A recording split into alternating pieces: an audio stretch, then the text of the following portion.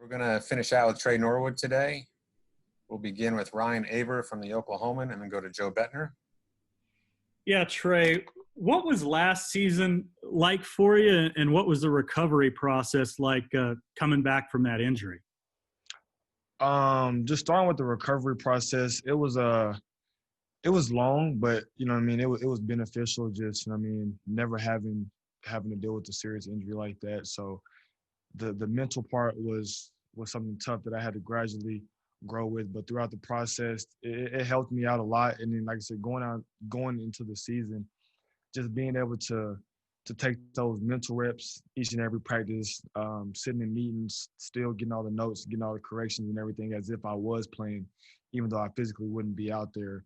It helped on the back end. Coming into this off season and into this season, everything just not having to relearn or catch up on anything, but with the defense. But like I said, because I was able to be in those meetings and still be at practice each and every day learning. Appreciate it, Tre. Joe Bettner with the Norman transcript, and then Jason Kersey. Tre, for you to get back out on the field and, get a tackle on Saturday, just what did that do for you maybe mentally as far as just being back out there, being able to make, at least one play? Could you just talk us through that? First, like I said, I was just happy to, be back out there, being that I haven't been, in a live game with my brothers in a long time. So just being able to be out there, and contribute in any way possible. It was very exciting. Like I said, the main part is just being back out there playing a game that I love. So something that I won't take for granted and continue to just grow and get better. Thank you. Jason Kersey with The Athletic, and then Bob Prisbillo. Hey, Tre, good to see you again. When you're coming back from an injury like that, and then you don't have the spring, you had to miss a good chunk of the summer, obviously because of the pandemic, and then all the contact tracing. Can you just talk about how much more difficult the recovery maybe was because you weren't around your team very much and weren't able to practice? It's something, like I said, it was difficult, not just for myself, but for all, because, with the pandemic, this is something that we're all new to. Everybody on the team, coaches, as well as you guys, So it was just something that, had to adapt to the environment, adapt to the circumstances, and just make sure that I made the most out of the opportunities and everything that I was getting, with working out back home each and every day. And then once we got back up here, getting back in the swing of things. So it was different for sure, but it was one of those type things that, we can't change the situation. Obviously if we could, we would, but we can't. So we just had one of those type things that we just had to kind of adapt to it and go with it. Thanks, Tre. Bob Prisbillo with Sooner Scoop, and then James Hale. Yeah, Tre, we sort of noticed the difference defensive backs last year, but you weren't actually on the field with them. Now that you got a chance to be on the field with them, how different is the confidence level with all the guys in that room thanks to what Alex Grinch and Roy Manning have brought to the table? I think the biggest thing is, with Coach Grinch and Coach Manning is the mindset. And the mindset is the key to confidence and going out there and executing your job at a high level, and making those plays. And that's something that they do a great job, not just on the back end, but the defense as a whole is just instilling that mindset to go out there, be fierce, be competitive, and play with an edge each and every snap. And that's something that with me actually being a part of it this year and actually physically being out there is something that not only that you can see, but you can feel. And so it's one of those type of things that, for me, I love it and just want to continue to build off of it. James Hale with KREF, and then Brandon Drum. Hey, Tre, I'm glad you're back. I'm glad things are going well. Tre, how uneven or how frustrated was training camp because of the protocols and contract tracing and everything? And, now that you're actually back out there, does it feel like you're back in a groove yet? Does it feel like you're really back on solid ground yet? It's tough, just from the mental part, it's frustrating just, like I said, dealing with the circumstances that we had. Like I said, I wish we could change them, but we can't. So it's tough mentally, and it's one of those type things, that now that I'm back out there, I do feel as if that I'm slowly getting back into the groove. You know what I mean? After having a week of preparation, and then having game one, so it's one of those type of things that, like I said, we just have to adapt to it, and that's been my biggest thing. You know what I mean? If I can't change what happened. I mean, I was upset what happened. You know what I mean, with the whole contact tracing and everything. But it's something that I had to deal with and make the most out of the opportunity that I had. So just continue to build off that. You know what I mean, and continue to get in my groove each and every day, and just stack days on top of each other. It looks like you're bigger. You're always telling us you want to get a little bigger and stronger.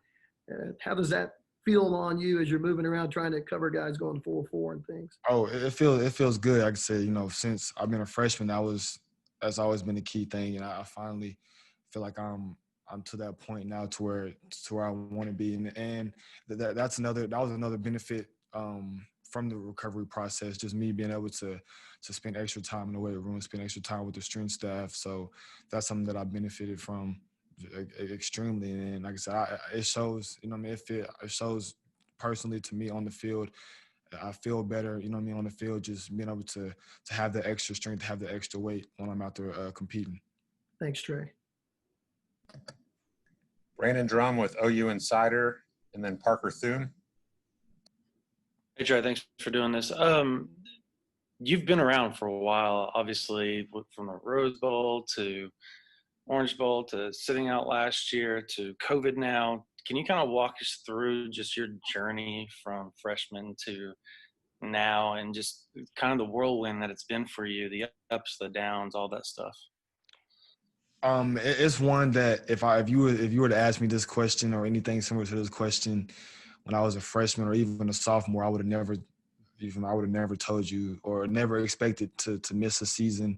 You know what I mean? But it's something that that I feel is that if everything happens for a reason. So just with me having to sit out last year, it's something that I looked at, you know what I mean, as bad as it was, just looked at it in a positive way to better myself in different aspects as if I wouldn't be able to if I was out there on the field playing. And so just that journey alone just has allowed me to grow as an individual, especially mentally. And then coming along with this pandemic is another thing. Like I continue to say, it's something that we would have never expected to happen, but this is just another stepping stone. You know what I mean, for us individually to grow, and as a team just to come together. You know what I mean, because we're still getting to play the sport that we love, although it's through a pandemic. You know what I mean, so we just have to hone in on the precautions and take this stuff serious. But the journey, it's been a journey for sure. You know what I mean, ups and downs, but it's nothing that I would change about it. Parker Thune with SI Sooners, and then John Hoover.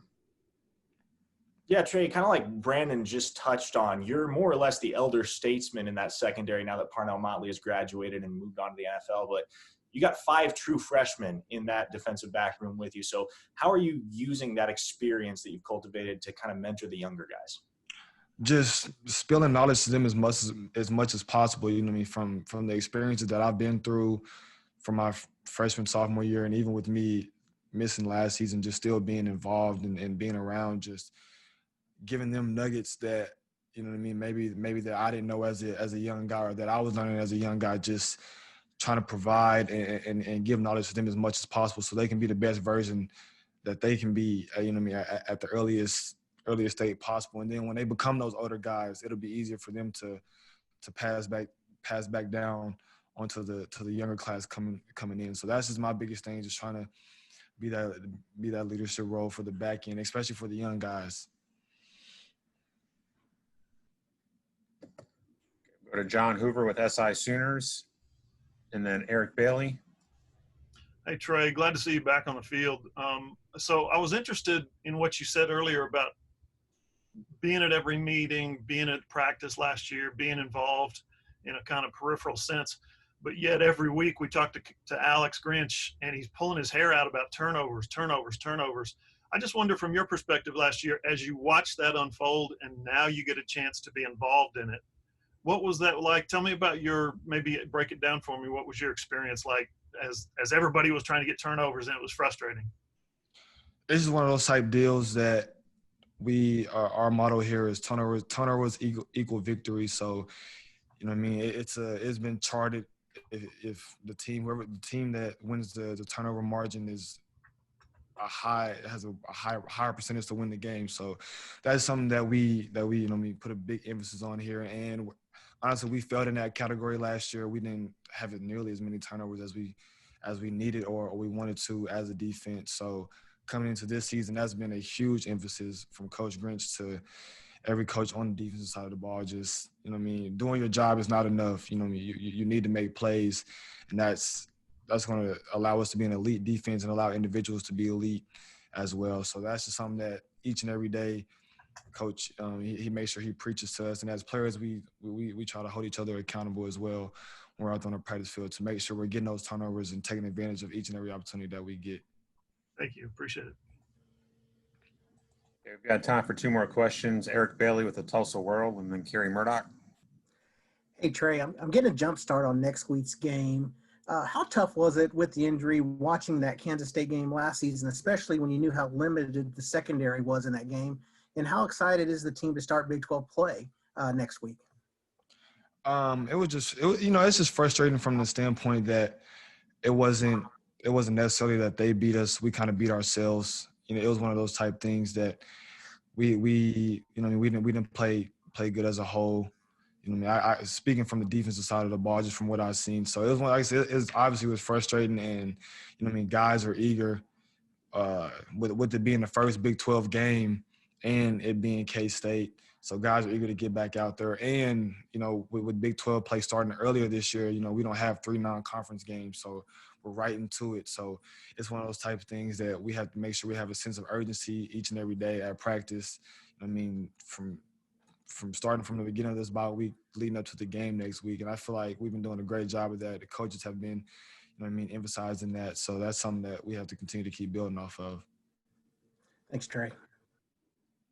Okay, and we'll close with Kerry Murdoch with Sooner Scoop and the Sports Animal. Hey, Trey. I've always kind of been curious since last year when you got injured. Alex came in when we used to do the interviews, in the interview room, and he just seemed like he was torn up by your injury.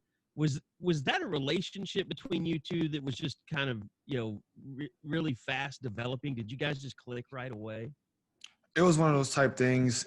Yeah, it was, the player coach relationship that for me individually that I look for. I don't, we don't have to be best friends, but he's one of those type coaches that he's going to make sure he gets the best out of, out of us individually as players. And, you know what I mean? You have to love that as a player. You have to love a coach like that no matter what. Each and every day, he's going to push you to be better. He's going to push you to develop in. And I think just from the first spring that I had with him, I can just tell as an individual, my game elevated each and every day and on so many different levels just because he hones in on the details. He hones in on the technique, and especially at defensive back, you have to have that. And so that's one of those type of relationships that I love. A player-coach relationship to where no matter what the circumstance is, no matter how you're feeling, that he's going to make sure he pushes you and tries to get the best out of you each and every day.